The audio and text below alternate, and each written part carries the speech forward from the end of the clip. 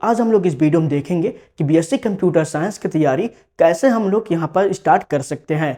और हाँ, इस वीडियो में कुछ ऐसे बातें बताऊंगा जिससे आप लोग 80 से 85 नंबर भी यहाँ पर ला सकते हैं, यानी कि 80 से 85% भी यहाँ पर ला सकते हैं।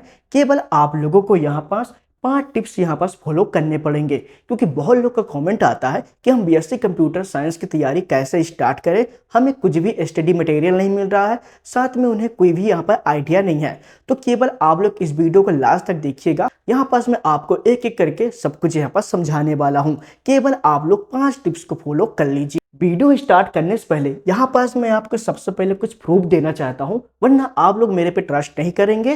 तो यहाँ पास मेरे व्हाट्सएप में एक मैसेज आता है जो यहाँ पर रिजल्ट मुझे शेयर कर रहे हैं कि हमने यहाँ पास 75% हमारे रिजल्ट यहाँ पास बने हुए हैं, जो कि यहाँ पास केवल एक रात में पढ़कर। अब एक रात में पढ़कर कैसे स्टूडेंट यहाँ पर 75 नंबर ला सकते हैं? तो हाँ, यहाँ पर ला सकते हैं। क्यों? क्योंकि यहाँ पास मैंने आप लोगों को इंपॉर्टेंट क्वेश्चन, जो भी यहाँ पर मैं इंपॉर्टेंट क्वेश्चन आपको देता हूँ, वो पूरे आपके एग्जाम में आए थे। और जो बहुत पहले से एग्जाम की तैयारी तो करते हैं लेकिन उनके पास टाइम नहीं होता, तो केवल वो मेरे इंपॉर्टेंट क्वेश्चन को पढ़कर पहले से ही अच्छी तरीके से अपने एग्जाम की तैयारी कर लेते हैं, चाहे उनके पास 1 या फिर 2 दिन क्यों ना बचा हो। इसके बाद हम लोग बढ़ेंगे तो ये भी BU यूनिवर्सिटी की ही है। यहाँ पास मैं उनसे रिजल्ट भी मांग लिया था। क्यों? क्योंकि बहुत लोग जो कि यहाँ पास केवल फेक बताते हैं कि भैया हमने तो 75 नंबर अचीव कर लिया, हमने तो 80 नंबर अचीव कर लिए हैं आपके बताए हुए गाइड से। मैं यहाँ पर आपको प्रूफ देने के लिए उनसे मार्कशीट ही मांग लेता हूँ। साथ में एक आता है आपका 80% कि क्या क्या आपको प्रॉब्लम्स आएंगी, क्या क्या आपको इंपॉर्टेंट क्वेश्चन रेडी करना है, क्या आपको समझना है। तो केवल उन बातों को यहाँ पास समझकर उन्होंने इतने अच्छे नंबर या परसेंट बनाकर आए हुए हैं। और ये सारे स्टूडेंट किस में हैं? ये सारे स्टूडेंट यहाँ पर फर्स्ट ईयर में हैं। वो सारे किस में हैं? फर्स्ट ईयर में है। लेकिन इस वीडियो को सेकेंड ईयर वाले, थर्ड ईयर वाले, किसी भी ईयर के यहाँ पर देख सकते हैं अगर वो कंप्यूटर साइंस के हैं तो। अब यहाँ पास मैं आपको कुछ टिप्स देना चाहूंगा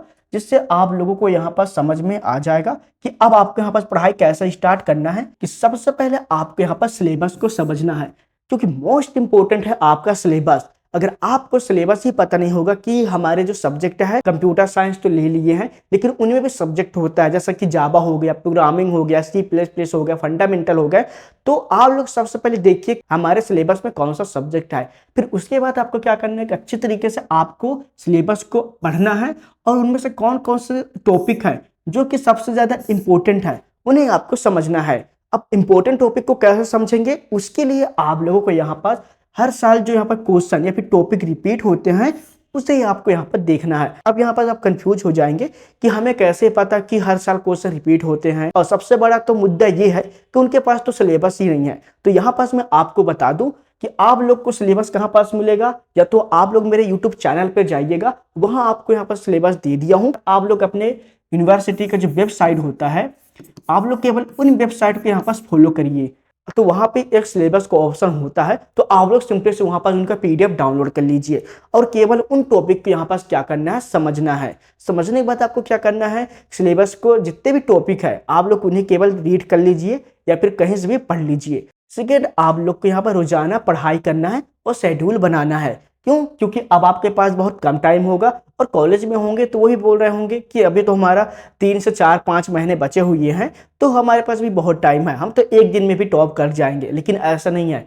क्यों? क्योंकि जो टॉप भी करता है तो पहले से ही अपने स्ट्रेटजी वो हर कुछ बनाकर रखता है, पहले से ही वो प्रिपरेशन करके रखता है कि मुझे कब कितना पढ़ना है। तो सबसे ज्यादा इंपॉर्टेंट है कि आप लोग रोजाना पढ़ाई करिए और टाइम टेबल यहाँ पास बनाइए, क्योंकि टाइम टेबल आप जब आपके पास होगा तो अपने स्टडी के साथ साथ जो भी आपको करना है वो कर सकते हैं। सुबह आप लोग को क्या करना है कि सबसे पहले उन टॉपिक को पढ़ना है। जो हमारा माइंड है वो सुबह सुबह बहुत ज्यादा फास्ट होता है, जिसके कारण आप लोग कोई भी प्रोग्रामिंग का जो कोडिंग हो गया उन्हें आराम से यहाँ पर क्या कर सकते हैं, मेमोराइज कर सकते हैं, याद कर सकते हैं।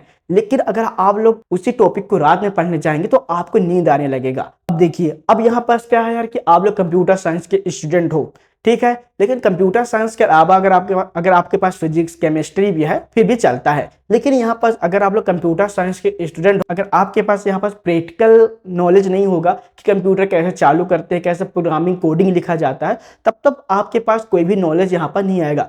क्यों? क्योंकि अगर आप लोग कोई कंपनी में जॉब करने भी जाएंगे, अगर आपके पास एक भी स्किल नहीं है तो आपके पास वैसे ही आपको यहाँ पर कंपनी में जॉब नहीं मिलने वाला। मैं मानता हूँ कि आप लोग कंप्यूटर साइंस से हैं, तो यहाँ पर याद रखिएगा कि स्किल मोस्ट इंपॉर्टेंट होता है, और स्किल अगर आपके पास है तो आप लोग इजीली कहीं भी जॉब कर सकते हैं। अगर आप लोग कोई कंपनी में जाएंगे, अगर आप लोग केवल यहाँ पर थ्योरी बताएंगे कि यहाँ पास मैं टॉपर हूँ, मैंने अपने कॉलेज में अच्छे नंबर लेकर आए हैं, लेकिन वो केवल आपसे एक्सेल का एक क्या फार्मूला पूछ लिया, तो क्या आप जवाब दे पाएंगे? केवल आप लोग जवाब दे भी पाएंगे, लेकिन अगर आपसे प्रैक्टिकली कराया जाएगा तो वहां पास आप लोग फेल हो जाओगे। तो याद रखिएगा कि मोस्ट इंपॉर्टेंट है आपका प्रैक्टिकली नॉलेज। जब तक आपके पास प्रैक्टिकली नॉलेज है तो आप लोग अच्छे नंबर कंप्यूटर में ला सकते हैं, क्योंकि बहुत से जो स्टूडेंट हैं वो अपने सिलेबस कैसे खत्म करते हैं, प्रैक्टिकली नॉलेज लेकर। वो थ्योरी पे ज़्यादा फोकस नहीं करते, केवल समझने के लिए थ्योरी का यूज करते हैं, लेकिन उनके माइंड में जब प्रैक्टिकली ऑटोमेटिक उनका जो क्वेश्चन है छप जाता है, तो अच्छे तरीके से यहाँ पास वो क्या कर सकते हैं, अपने क्वेश्चन बना। बाद फिर आपके आता है चौथा टिप्स, जो कि है आपको यहाँ पास समय समय पे आपको क्या करना है, रिवीजन करना है।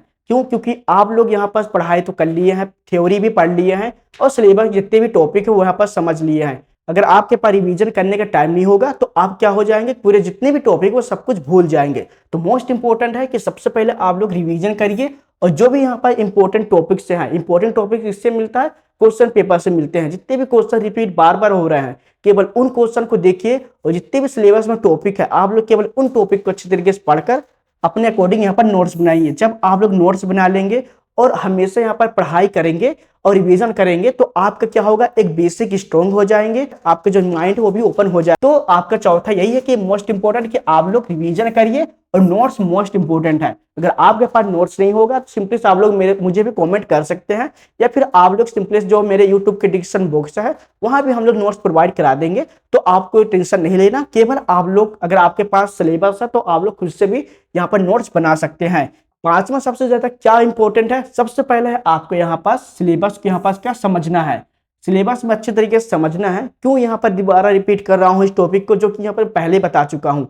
जो भी यहाँ पास पेपर आएंगे, मॉडल पेपर आते हैं, सिंपली आप लोग उन पेपर से अपने क्वेश्चन निकालिए। बाकी यहाँ पर मैं मोस्ट इंपॉर्टेंट क्वेश्चन आपको ऐसे ही प्रोवाइड करा देता हूँ, तो केवल उन चीजों को फॉलो करेंगे तो आप लोग अच्छे नंबर लेकर आ पाएंगे। तो आपका जो टॉपिक होता है सिलेबस के अंदर, जो भी टॉपिक देते हैं, जैसे कि आपका फंडामेंटल कंप्यूटर है, उसके अंदर पूछ लेगा कि जनरेशन ऑफ कंप्यूटर, तो सिंपली से आप लोग यूट्यूब पर जाइए, वहां पर सर्च करिए, बहुत सारे वीडियो आपको देखने को मिल जाएंगे।